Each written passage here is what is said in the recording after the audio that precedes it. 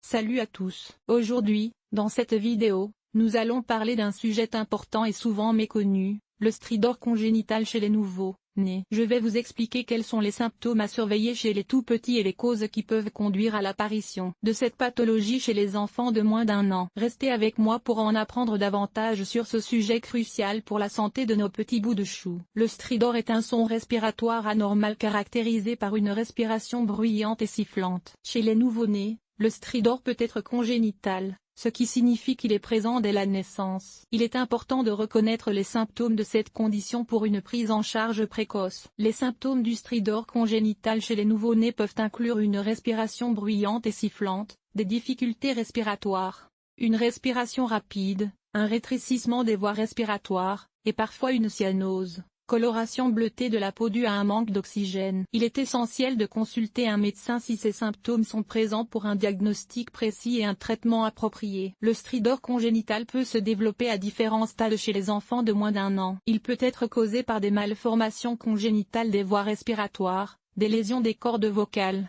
des infections respiratoires, des corps étrangers inhalés, ou des problèmes neurologiques. Le diagnostic précoce et le suivi médical sont essentiels pour gérer efficacement cette pathologie et assurer le bien-être du nourrisson. Ce sont les informations clés sur le stridor congénital chez les nouveau-nés et les causes possibles de cette condition chez les enfants de moins d'1 an. Il est crucial de rester attentif aux symptômes et de consulter un professionnel de la santé en cas de doute. Le stridor congénital chez les nouveau-nés peut être causé par divers facteurs. L'une des principales raisons est une malformation des voies respiratoires supérieures, telle qu'une sténose sous-glottique, qui entraîne un rétrécissement de la trachée. De plus, des anomalies des cordes vocales ou des tissus environnants peuvent également provoquer un stridor chez les nouveau-nés. Ces conditions peuvent être présentes dès la naissance, ce qui rend crucial un diagnostic précoce et un traitement approprié. Le diagnostic du stridor chez les nouveau-nés repose généralement sur une évaluation clinique approfondie. Les médecins peuvent écouter attentivement le son de la respiration de l'enfant pour détecter tout bruit anormal. Des examens complémentaires tels que la laryngoscopie ou la bronchoscopie peuvent être nécessaires pour visualiser les voies respiratoires et confirmer le diagnostic. Il est essentiel de consulter un spécialiste en pédiatrie ou en ORL pour un diagnostic précis et un plan de traitement adapté. Le traitement du stridor congénital chez les nouveau-nés dépend de la cause sous-jacente de la pathologie. Dans certains cas, une surveillance étroite peut être suffisante si le stridor ne cause pas de détresse respiratoire significative. Cependant, des interventions médicales ou chirurgicales peuvent être nécessaires pour corriger les anomalies des voies respiratoires et améliorer la respiration de l'enfant. Le suivi régulier avec des professionnels de santé qualifiés est essentiel pour surveiller la progression de la maladie et ajuster le traitement si nécessaire. Ce sont les principaux aspects à considérer concernant le stridor congénital chez les nouveau-nés. En comprenant les causes,